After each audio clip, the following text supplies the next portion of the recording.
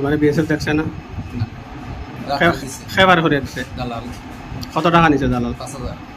কতদিন আগে আইছো তুমি? প্রায় 1 মাস।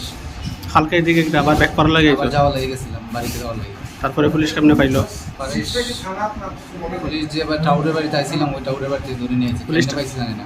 গতকাল রাত্র প্রায় 11টা নাগাদ আমাদের কাছে একটা খবর আসে যে একজন বাংলাদেশি লাটিপুরা এরিয়াতে ঘোরাঘুরি করছে, সে বাংলাদেশে ক্রস হওয়ার জন্য। তখন আমি একজন অফিসারকে পাঠাই, সঙ্গে স্টাফ সহ সেখানে যায় এবং গিয়ে একটি লোককে সেখানে সাকাইয়ের বাড়িতে পাওয়া যায়। তারপর তাকে জিজ্ঞাসাবাদ করে জানা যায় তার নাম নকুল দেবনাথ, বাবার নাম বনমালী দেবনাথ, বাড়ি বাংলাদেশ, সুনামগঞ্জ ডিস্ট্রিক্টে।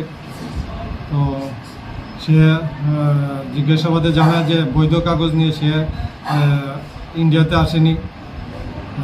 প্রায় 1 মাস আগে সে তার ধর্মনগর বোনের বাড়িতে বেড়াতে এসেছিল এবং গতকালকে যাওয়ার মানে রিটার্ন ব্যাক করার জন্যই সে আবার লাটিয়াপুরাতে আসে এবং পরবর্তী সময় পুলিশের হাতে ধরা পড়ে।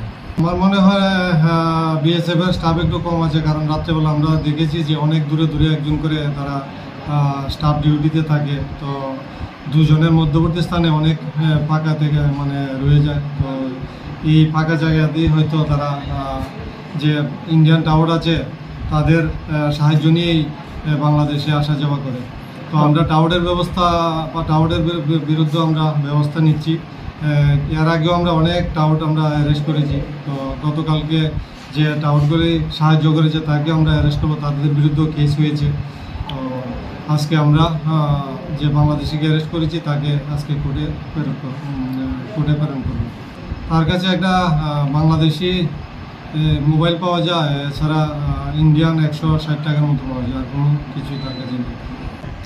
তারপরে আমরা পাসপোর্ট একটি আমরা কেস দিয়েছি, আজকে তাকে কোর্টে ফরওয়ার্ড করব।